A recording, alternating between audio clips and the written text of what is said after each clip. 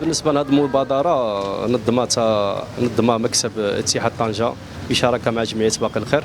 المبادره جات اولا من اجل انقاذ الارواح، ان هذه الماده الحيويه ناقصه بزاف في مدينه طنجه، وانتم كتعرفوا الحوادث السير بالكثره.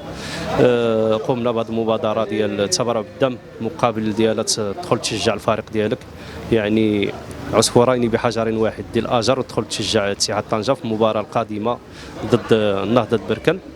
وكنطلب الجماهير اللي باقي غدا الاربعاء والخميس الجمعه مرحبا بهم ابتداء من الساعه 10 صباحا الى 2 زوالا في مركز ديال التحكم بالدم شارع مسيره الخضراء. هذه المبادره ديال هذه حمله التبرع بالدم جات في اطار واحد مجموعه ديال المشاريع اللي كيسهر عليها فريق اتحاد طنجه، وكتدخل ضمن العمل واستراتيجيه ديال لجنه التسويق والعلاقات الخارجيه. كيف ما كتعرفوا كنحاولوا منذ ملي بدينا ان شاء الله، ملي بدينا الخدمه في المكتب، ان نخرج ما تبقاش الكره مركزه غير على الكره كحد ذاتها كرياضه، ولكن كنحاولوا نزيدوا معها ما هو اجتماعي وما هو سوسيولوجي.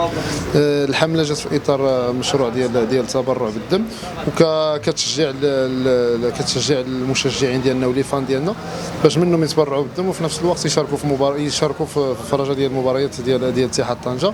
من هذا الاجل خصصت تقريبا 200 تذكره ديال الماتش ديال نهضه بركان اللي غيكون ان شاء الله يوم الاحد المقبل هنا في مدينه طنجه في 4 مساء.